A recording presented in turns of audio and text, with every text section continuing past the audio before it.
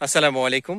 আমি মোহাম্মদ রুবেল রানা। আপনাদেরকে আজকে আমি এই বাগানের কিছু সেরা সেরা আম দেখাবো। এটা সম্পূর্ণ একটা আম্রপালি জাতের আমের গাছ।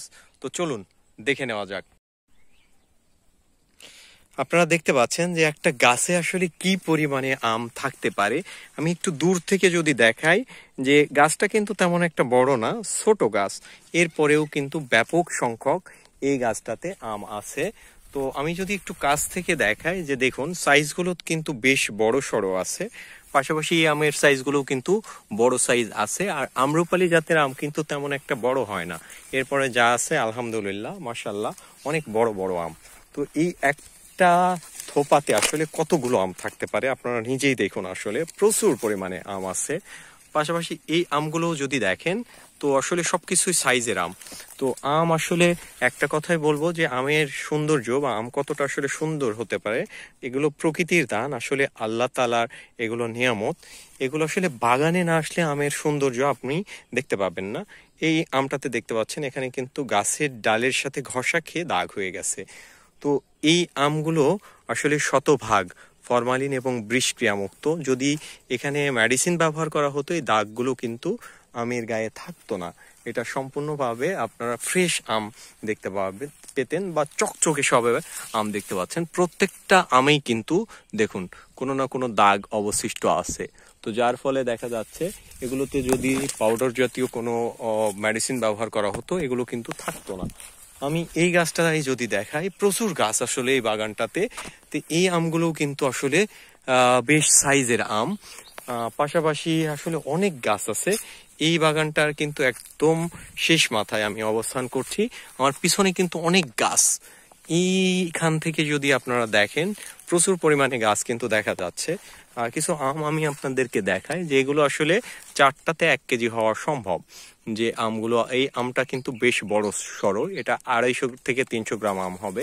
পাশাপাশি এই আমটাও যদি দেখাই আপনাদেরকে, এটা কিন্তু 250 থেকে 300 গ্রাম আম হওয়া সম্ভব।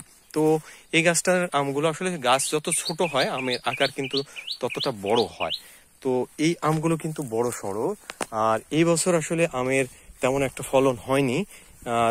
আর যে আমগুলো আছে আসলে পরিমিত বৃষ্টিপাত বা আপনার পরিমিত বৃষ্টিপাত না হওয়ার কারণে আসলে এই আমগুলোর সাইজটা আসলে এখন ছোট। তা না হলে দেখা যাচ্ছে আরো বড় দেখা যেত। তো এরপরে যা আছে আলহামদুলিল্লাহ, যে একটা বাগানে আসলে অনেক আম, এগুলো আসলে আমরা আপনাদের চাহিদা মোতাবেক আমরা আপনাদেরকে দিতে পারবো। তো আপনি আম অর্ডার করার পরেই কিন্তু আমরা এই গাছগুলো থেকে আম ভাঙা শুরু করব। এরপরে আপনারা যারা হোম ডেলিভারি নেবেন অথবা যারা পয়েন্ট ডেলিভারি, কুরিয়ার পয়েন্ট থেকে ডেলিভারি নেবেন, সবাইকে কিন্তু আমরা ডেলিভারি দিতে পারবো, কোনো সমস্যা হবে না। তো এখানে এই জায়গা থেকে যদি আমি ক্যামেরা ধরি, বাগানের শেষ পর্যন্ত দেখা কিন্তু সম্ভব না, কারণ বিশাল বাগান। আর এই বাগানের যে গাছগুলো আছে আমি সব গাছগুলোই কিন্তু দেখানোর চেষ্টা করছি। সব গাছ আসলে দেখানো সম্ভব না, এরপরে চেষ্টা করছি যেগুলো দেখা যায়। এগুলো সম্পূর্ণ আম্রপালি, এটাও আসলে আম্রপালি গাছ। এইটা আবার লক্ষণভোগ জাতের আমের গাছ, মাঝে মাঝে কিছু লক্ষণভোগও আছে।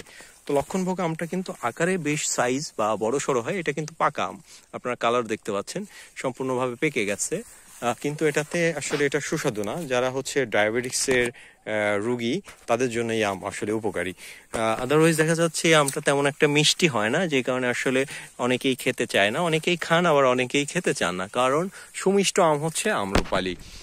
তো এই হচ্ছে আজকের ভিডিও। তো আপনারা সকলে ভালো থাকবেন, সুস্থ থাকবেন।